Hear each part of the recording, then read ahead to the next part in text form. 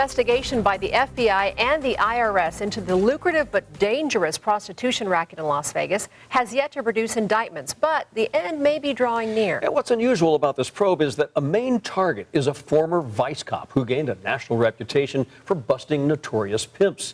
The I-Team first broke the story last year, and tonight George Knapp has an exclusive update. So I would tell people, to wake up. Back when he was a star vice detective, Chris Baughman characterized himself as one of the four horsemen of the apocalypse, ready to unleash malevolent fury on Las Vegas pimps. Hyperbole aside, Baughman's team succeeded in bagging a rogues gallery of violent Mac Daddy types, men who tortured and terrorized the women under their control. Very, very violent individual, very abusive. Baughman's face became a fixture on newscasts and front pages. In 2 books he authored, Baughman credited the victims, frightened and vulnerable working girls whose trust and testimony were crucial in putting their pimps behind bars. "I am here placed by God," Baughman wrote, like a figure from Greek mythology, to protect every daughter. But federal investigators and others now suspect Baughman crossed way over the line. It's safe to say that during the course of our discussions that Chris Baughman's name came up. Attorney Michael Cristalli learned about Baughman's alleged indiscretions while representing Outcall owner and former nightclub promoter Arman Izzati, who was targeted by Metro Vice and the IRS. Izzati was arrested by Baughman in 2013, 5 months after a woman accused him of beating and torturing her and forcing her to work as a prostitute. He spent 20 months in jail awaiting trial and faced life in prison if convicted.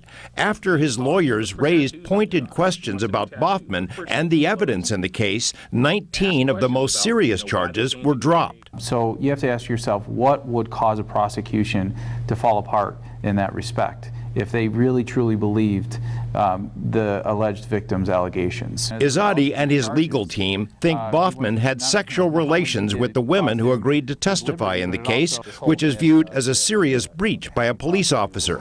Metro Police reached the same conclusion. When Baughman left the force for a TV show, then tried to return, he admitted to Metro having relationships with numerous prostitutes in high-profile cases that he worked, according to police sources. Metro has since complied with information requests from FBI agents who were investigating Baughman. The I-Team has learned that federal agents interviewed Baughman's former co-workers at Vice and have reviewed his books to look for clues. A major concern is what might happen to other convictions.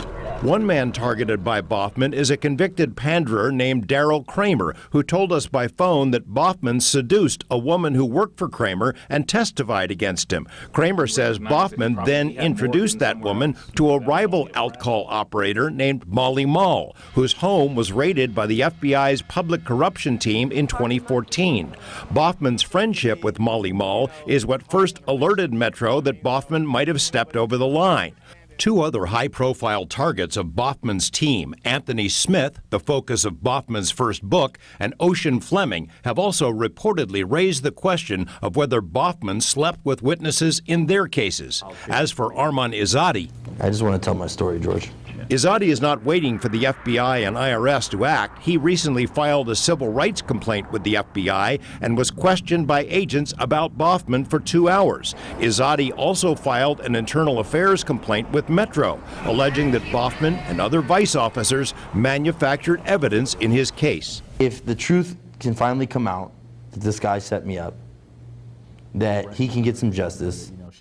Law enforcement sources say federal investigators have looked at other officers who worked with Baughman to see if they may have committed offenses. 2 years after the probe began, no charges have been filed against Baughman or anyone else, and the FBI told us it cannot comment. George Knapp, 8 News Now.